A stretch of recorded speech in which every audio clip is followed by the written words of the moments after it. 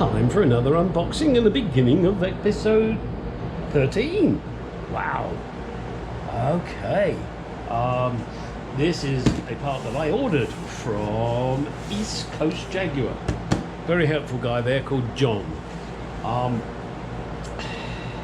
It should be a hub carrier. And those of you that wonder why I've got blue tape over the my name and address, not that I don't think you couldn't find it out elsewhere, but apparently there's some weirdos out there and they use that address for some reason. I don't know why, but hey, you guys want to come on down and chew on some 357 Magnum shells? Feel free to do so. I'll be happy to give them to you. Oh, but by the way, they will be coming out of a gun. So let's see, shall we?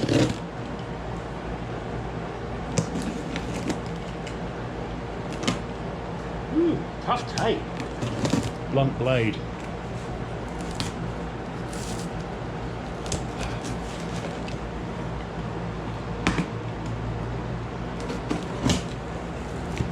Dun, dun, dun, dun, dun.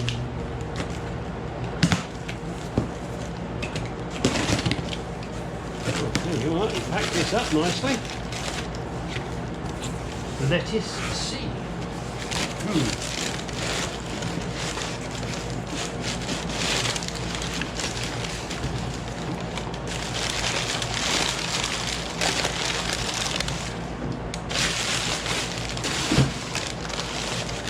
Blue tape too.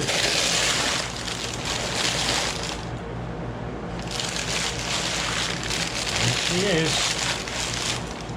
Look at that.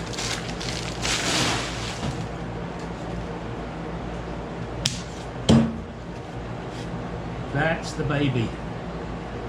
Now all I've got to do is take all of this shit out of here. That's no big deal. Drift out those bearings. Give this a nice clean up. Get it down to the powder coaters. So that's my task today, is to get that done. Okay. And here we have original remanufactured water pumps, most in stock. Hey, I sell remanufactured water pumps too, guys. So any of you guys need an XK engine water pump, I sell them for about 150 bucks plus shipping. They're rebuilt, complete new kit, powder coated, and inside I paint them with Gliptol paint to aid flow. They're really good.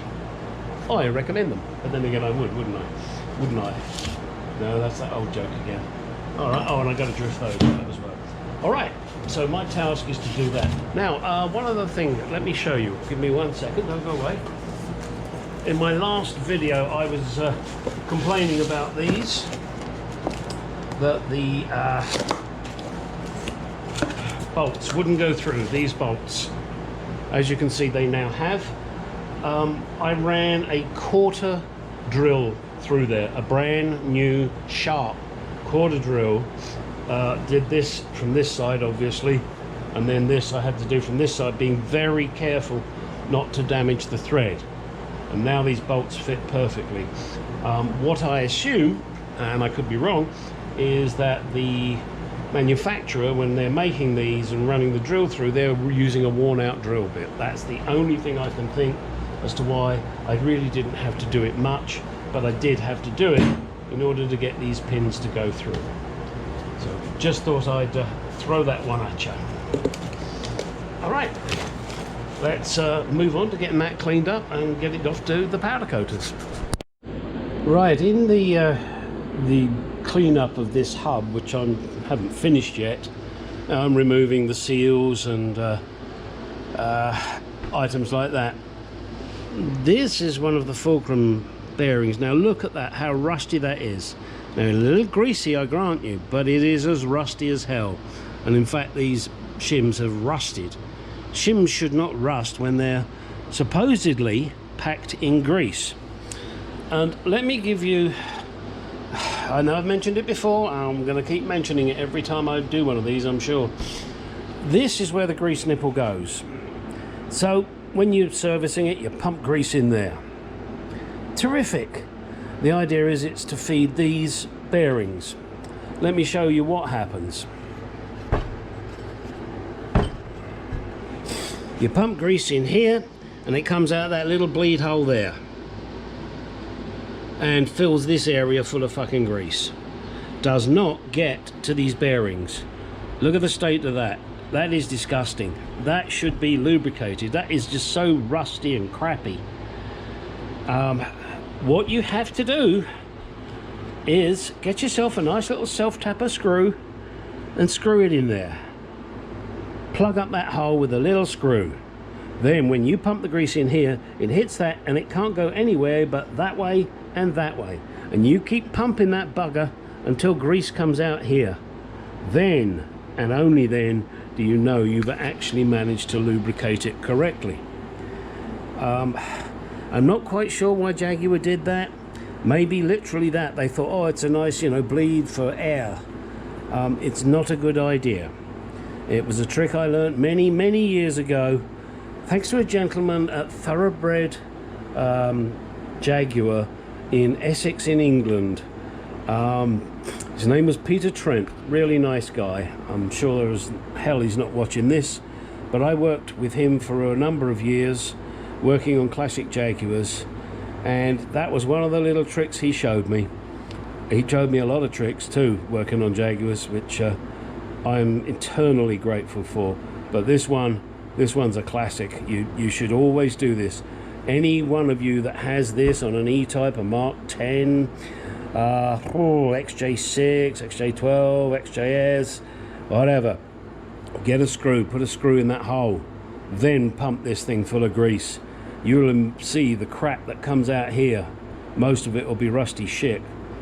So there you go. Now let's move on and finish cleaning this up.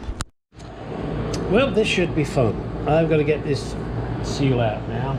I do have a nice replacement one here from S&G Barrett, which looks absolutely perfect.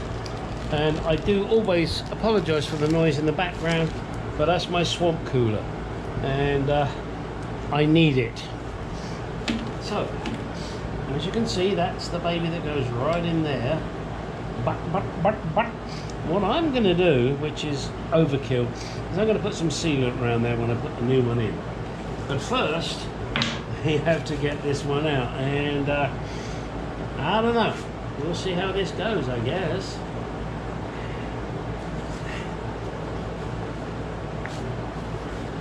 And that didn't work, did it? Okay, let's try top to bottom.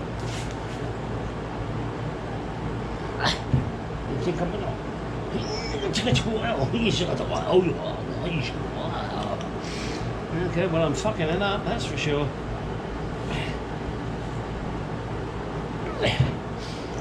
We may have to use a swader on this, just because of the awkward.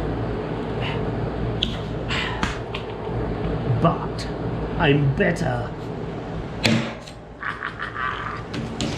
Gotcha, motherfucker. Woo! Well, we've got a thrower here. We don't want to lose that, but I've got to take it out and I'm going to clean it. Let me get my magneto titanium there. Okay.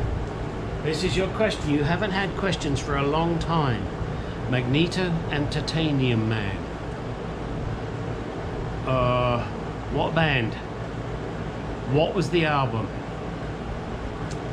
And if you really want to go clever, who was the lead singer?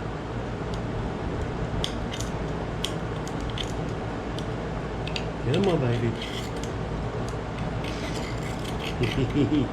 Doesn't want to come out, does it?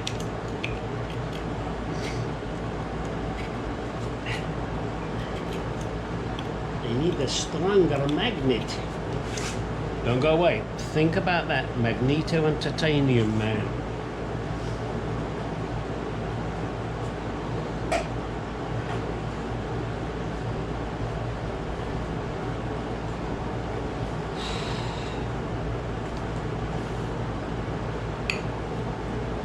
It's a stronger magnet, but oh, yeah, it's just a very tight fit. That's the problem. Well, not really a problem. There we go. Come on, baby. Magneto and Titanium Man. And the Crimson Dynamo came along for the ride. Magneto entertaining man.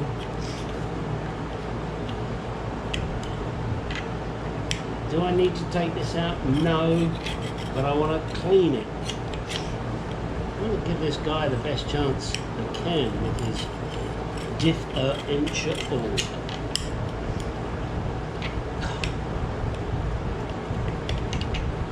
Do you want to watch me? I don't think you want to watch me struggle. I'll get this out and then you'll see me put the new one in. Don't go away. Well, in this box should be a tool that I never thought I would use again. I left this one in England. I think I gave it to a friend because I figured I wouldn't be doing this kind of work anymore. Just goes to show how wrong you can be, doesn't it?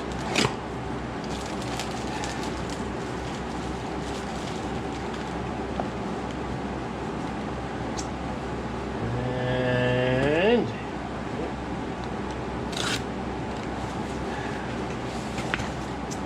there it is. Well wrapped. Get the guy that. I'll give him his due. It is a depth gauge.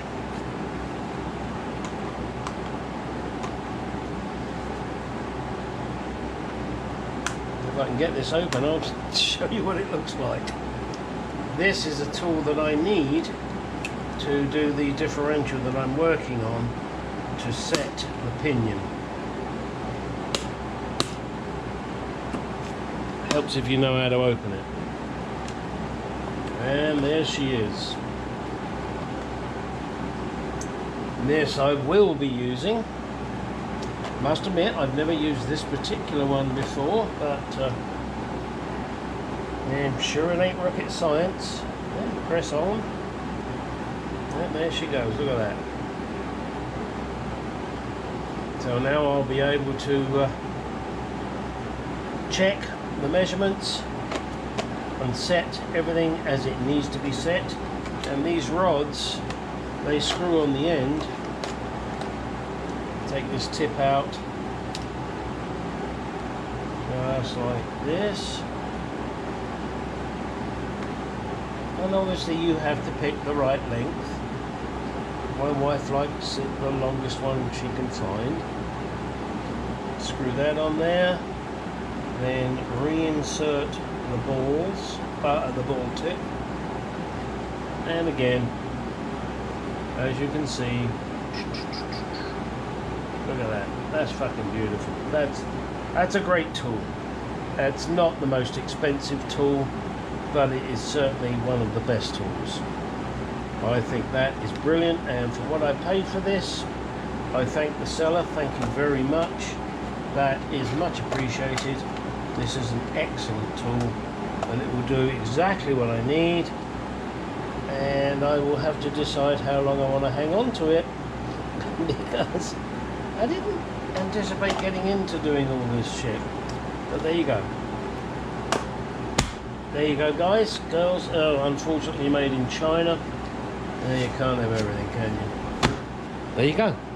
Let's move on to the next job.